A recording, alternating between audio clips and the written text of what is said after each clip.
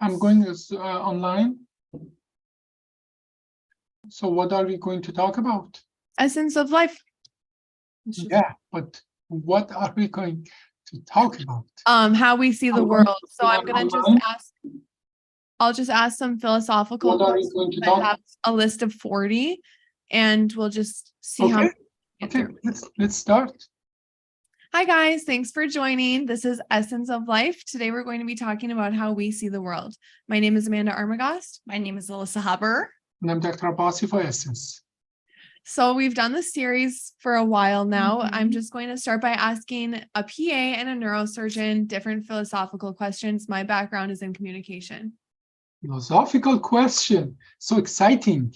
Yeah, this is actually one of my favorite parts of the series. I really enjoy it. So that's why I chose it today. So we're going to start off kind of intense. Per usual. Yeah, I'm really interested in your answer to this question because of all of the technology that's been coming to the earth. The alien trials are going on right now in Congress and all of our AI stuff. So are there any limits to human knowledge and understanding? Alyssa, you go. Okay, I can start. Okay, go ahead. I think, of course, there's limits to human knowledge and understanding. I think it would be egotistical to say that we have no limits to our knowledge and no limits to our understanding. Right now, especially, I know that there's a lot of people that you can tell them something that's a fact and they will not accept it as a fact, only as an opinion. I think that can be considered a limited knowledge. Absolutely. I would agree that there is a limit to everything, that no one's perfect, no one knows the answer to everything, but there is that line of you coming to as close as perfection as possible. And I think, someday we're going to need to continue to be at that point where you'll be able to find all the knowledge, find all this and that you'll need one way or another. But if we're talking just the human brain on its own, no, that's my thought. Okay, well, that is actually an interesting question. And I do believe there are certainly limits to everything, but the limits are not what you guys think. And I'm going to explain why. You guys know Einstein, right? Everybody know Einstein. Mm-hmm. Did you know that every second year physics student understands the relativity theory better than Einstein? Did you know that? I'm not surprised by that. Do you know why? Because knowledge is advancing. Exactly. Things that it was all new for Einstein and all he had to do an acrobatic brain, twists to understand that. You understand the basic of that better. Now, I'm going to give you another example. Mozart, right? Was a music genius and so on and so forth. There is a new, I think, Suzuki School of Piano.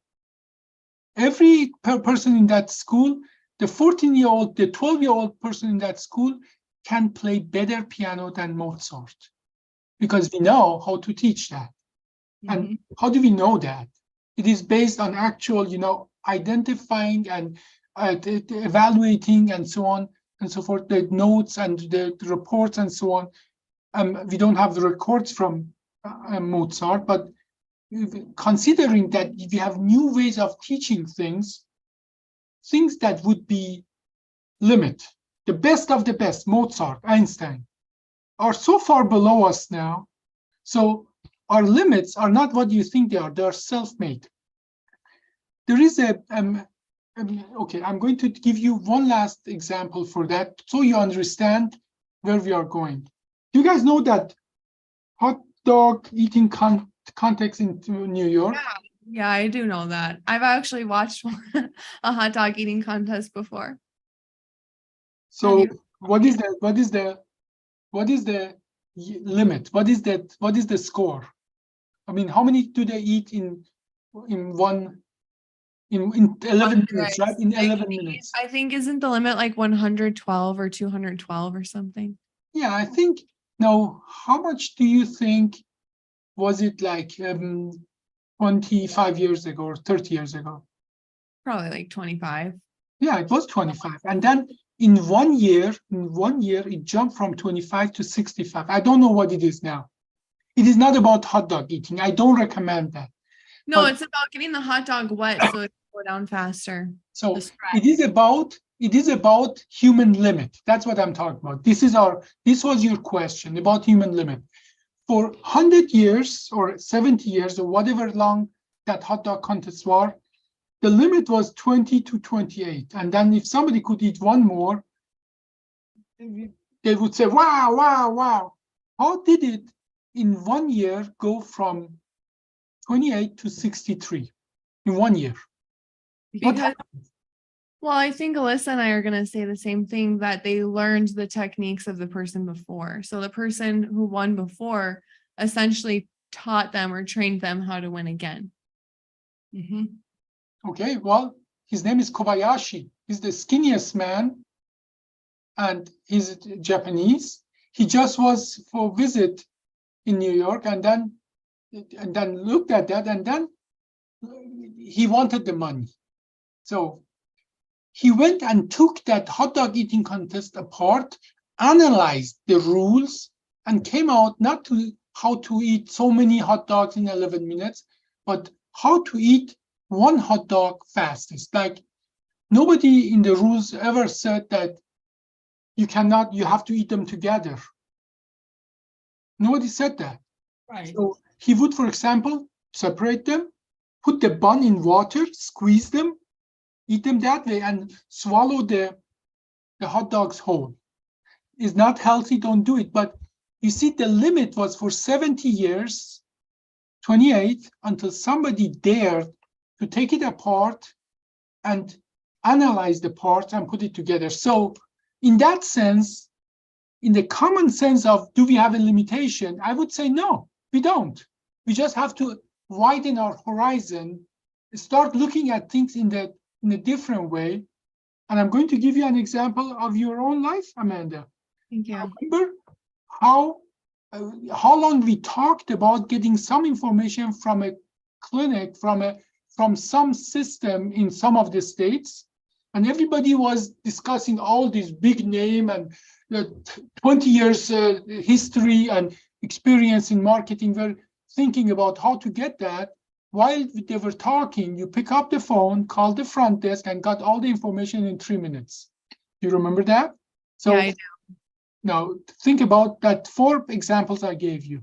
Now, is there a limit to human performance? If you No, look the limit at is set that by way, ourselves. hmm? The limit is set by ourselves or set by like society or other things, I think. Well, and that is what always people who change the convention, that's what they do. They change the convention, they break the convention, and then they widen our horizon. Then everything that was impossible, all of a sudden, why was it even impossible? How did we think that is impossible? And to top it off, and I'm going to give you another example. Have you heard of Columbus egg? I have not. No, Okay. the No. Columbus egg.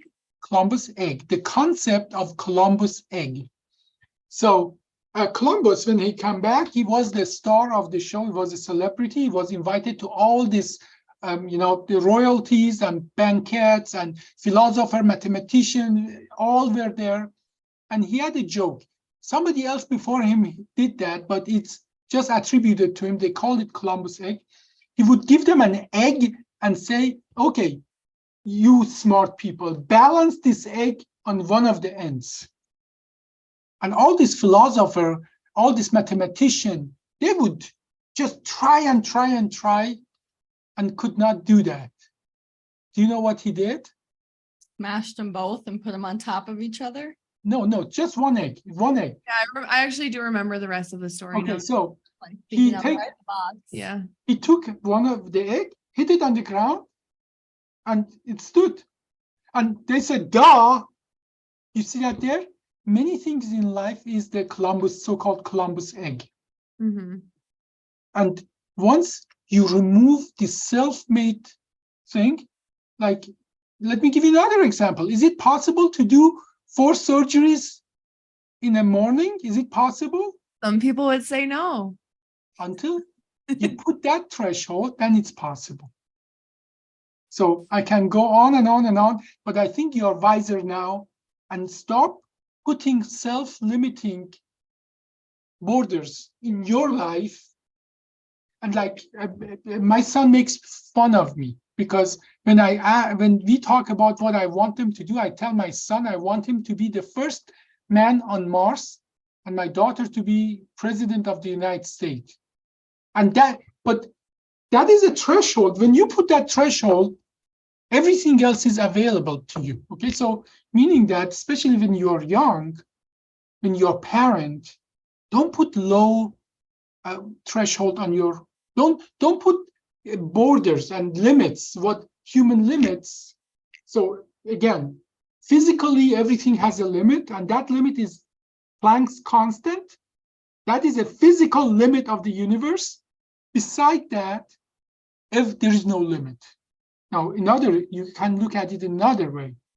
Another example? No, not another example, another world view. Only thing you have to do is to die. Everything else is a choice. That's true. Dying is the only thing you have to do. Nothing else you have to do is a choice. So go with that attitude in the world, and then you will beat the shit out of the world. Okay, you are Alexander the Great, you're Caesar, you are all those people who really changed the convention. But I rest my case here. Thank you. So I'm gonna let Alyssa answer this one first because we only have 6 more minutes until she has to leave. But you and I can continue. Alyssa, I think you know which one I'm gonna ask you. You can say no if you don't want me to ask No. 14. And we're on a podcast, so Okay. let's do it. Can forgiveness truly heal, or are there some wounds too deep to mend?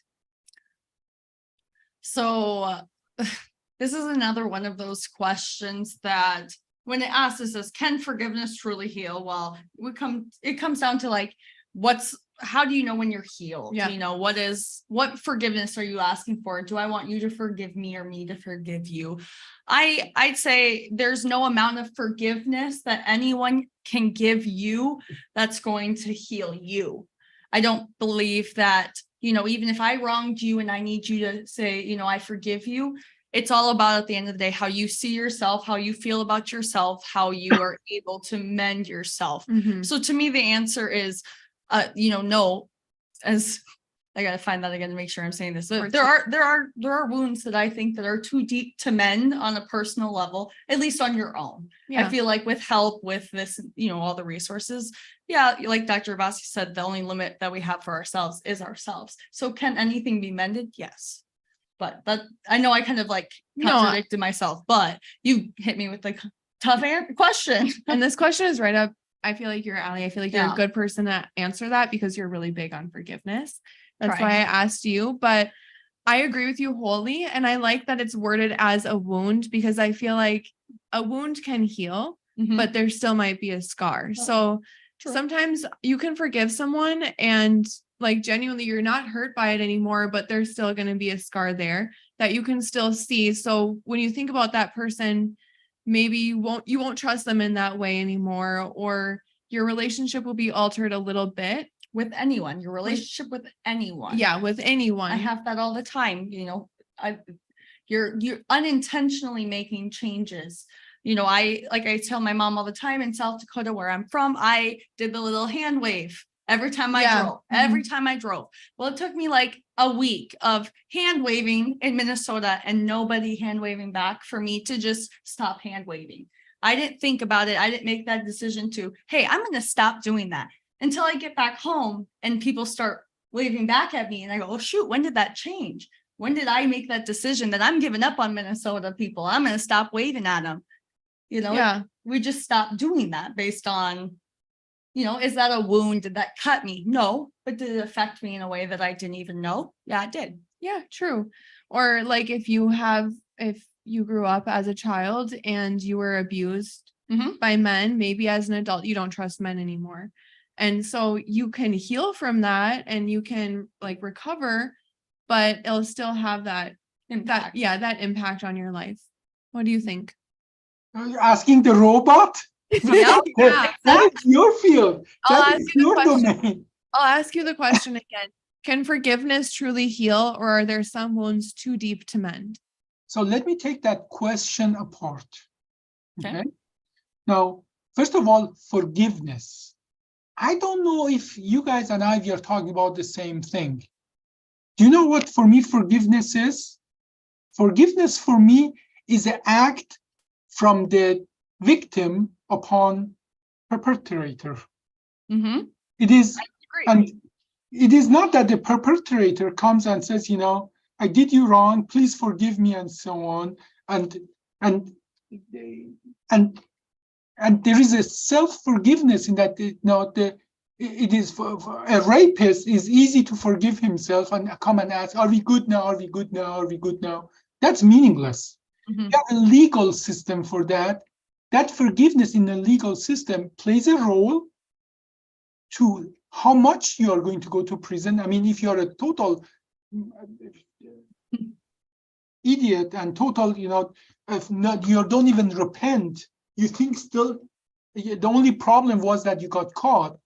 You get the maximum sentence, not the minimum sentence. So that you still will get you go to prison, but how much is depending on did you really understand that what you did is wrong and so on. Mhm. Now, I hate to say that after what I have gone through in the last just few weeks and months and so on, people use the forgiveness to just get away with this. The perpetrator, not the victim, the perpetrator used the concept of the forgiveness to get away, to be good, to start new. Like on my side, on the victim side, forgiveness as well as I think is meaningless. You did something really wrong to me. How, the true forgiveness for the victim is just move on. Not thinking about that, every time you think about something somebody did wrong to you, you are giving them power.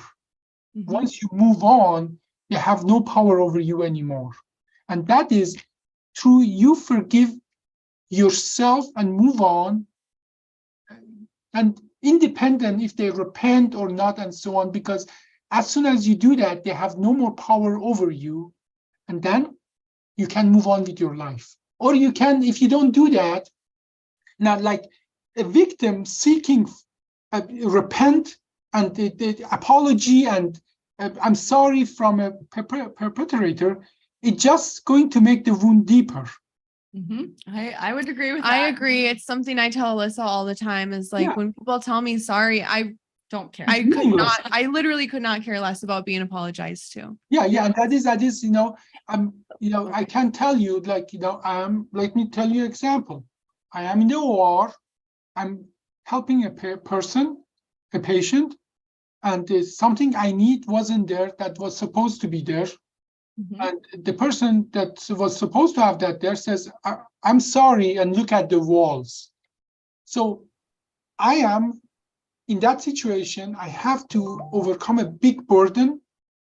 And the answer is, but I said I'm sorry. That is the response. That apology and whatever forgiveness is associated with that is meaningless. The true apology does deserve forgiveness, but that's only for the perpetrator. For the victim, she or he doesn't have to forgive, doesn't have to forget, but the more so it becomes that forgiveness is moved to a different domain, moving on. So they have no more power over you. Otherwise, my blood pressure is still going to shoot up. You idiots, you were supposed to have that. You knew that for a long time and so on. But I said I was sorry. That is so I'm not. You're asking the wrong person. We know. No, you can have an opinion too, even if you're not emotional or you don't base your actions on emotions. you have a lot of life experience. So it's good to ask your take. Well, Alyssa, I think I don't want to keep you. I guess I go. All right. Well, I hope you guys continue this on. Thank I will you. watch it a little Yes, bit yes. later. Yeah, tune in on your drive. I will. I actually might. Yeah. Okay, have fun in the war. Thank you. So actually, I think we can wrap it up, Amanda, because we have another podcast that want to work with us. And we can maybe have a podcast that maybe next week with that podcaster. I'm going to send as well the information to you. But what else would you like to talk about, Amanda? I mean, don't ask robot emotional questions. Well, actually, I was going to ask you, what is the relationship between happiness and success? Yeah, you tell me. What do you think? I think it's a really complicated relationship. I immediately think of a question that my dad asked me one time is, would you rather have a child who is unsuccessful but happy, or extremely successful but depressed? So like maybe The only choice? Do I have only these two choices? yeah, you only have those two choices. No, I don't. Rather- I don't. That's the question. I'm not asking you. I'm saying what the question is. So the question was like, I refuse to answer that question. That question is like when I ask you, when did you stop beating your wife? What is the answer to that? You can say no or no. The question is actually. I don't think your analogies apply. It's a pretty No. That question is give you put in a situation that only you can answer it the wrong way. So the question is, my friend asked me, have you stopped beating your wife? The answer to that is a yes or no, right? So if you say yes, that means you used to beat your wife. If you say no, mean you still are beating your wife. So the question, have you stopped beating your wife, put you in a situation that every answer is wrong? Well, that's not what the question is. So I don't think that's relative at all. Do you want me to ask what the question is? The question is, would you rather have your child be successful or successful and unhappy, or not successful but happy? No, the question is, what's the relationship between happiness and success? And you asked my opinion. Okay, yeah, okay, you answered that then for yourself. Yeah. So I was just going to say that I think that a lot of times when people are more successful, that comes with more stressors and more things that could make them unhappy. The more successful you are, the higher your threshold is, in my opinion. So if you're super successful, you're dealing with higher level things. And if one of those high level things go wrong, the consequences are much higher than if you're less successful. Whereas if you're less successful, you can be happy doing anything. Like you can work 9 to 5 at Walmart. That's an example you give all the time. And you can go home at 5 o'clock to your family and do literally whatever you want. You don't have to check your phone. You don't have to stress out about work. So I think that the relationship is a complex relationship, because also if you're not successful, it can be harder to be happy because you might not be having your initial needs met. Mm-hmm. All the psychological tests show if you work in Walmart, or if you're on that level of income with a Walmart, your happiness level is much, much lower than somebody who has much higher income. And success and income are generally related. So there's a psychologist who studied the happiness and relation of happiness to where in social strata you are, at what social level you are. Those people who are not successful and so earn less, they are generally, statistically, are not happier than people who are successful. That is result of that study. So what do you think the relationship is? The relationship is that many things that are stressors are removed by certain level of income. At certain level of income, more is not, it doesn't make you more happy. But you do need to have a certain level of success to not to be worried about where you are going to eat, where you are going to sleep, or can you repair your car, and so on. So there is a linear connection between success and happiness, until I think even they figured it out. I think that number was in 100,000 or somewhere around that. But then after that, more money did not mean more happiness. So this is a nuanced, well-studied effect. So if I had to choose only one, meaning that not successful, I can guarantee you that not successful people are not happy. Statistically, they are not happy. Okay, so do you think it's like a bell curve? No, it's not a bell curve. It's the happiness and income, they go together. And then the income can go much higher, but happiness levels. Okay. Do you want me to ask you one more question? Sure. Let's close it on a happy note. You have a happy question? Yeah. Go. If you could time travel, would you go to the past or the future, and why? You answer that first. If I could time travel, I actually don't know if I would go to the past or the future. I feel like the past would be really interesting to see. I think it'd be interesting to kind of understand how people were feeling then and their views on things. But I think the future would be interesting too. So you keep your options open. Yeah.